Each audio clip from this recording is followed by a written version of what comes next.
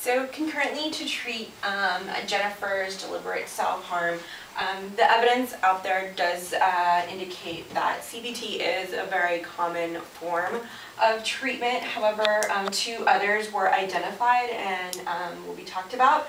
The two that we found were the strengths perspective, which really looks on the individual strengths of the person rather than diseased focus that is either self-blaming or that just focuses on the individual as having maladaptive behaviors. Dialectal behavior therapy, it includes both individual therapy and skills development, and it's directly tied through to affect regulation. The one that was chosen for Jennifer is the strengths perspective. Due to the fact that only one incidence of cutting happened, I feel that this might be a better way to begin with Jennifer as opposed to something, if it was a chronic problem, maybe dialectal behavioral therapy, which is more intense, would be better suited for her.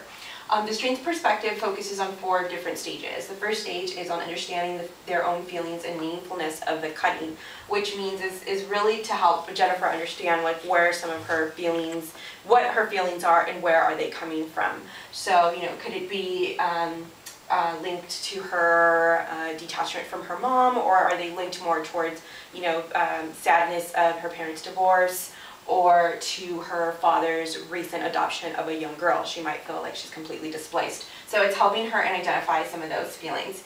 The next one is to identify the client's needs and abilities. Does she need that she needs more attention from her parents?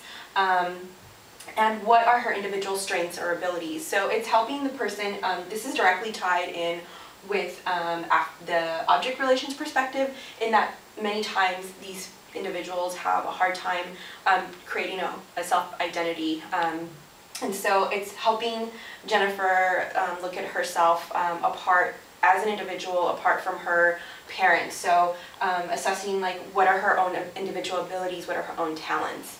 The third phase is the better interpersonal communication and emotional ventilation. So helping Jennifer express her feelings, identify her feelings, and then how to communicate those with her parents, with her peers, and how to ventilate her emotions in a healthy manner.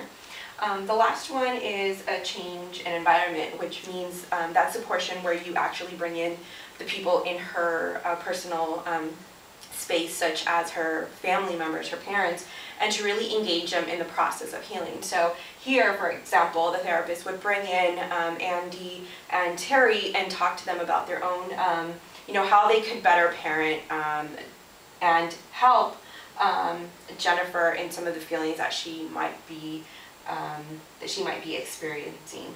And that's pretty much it.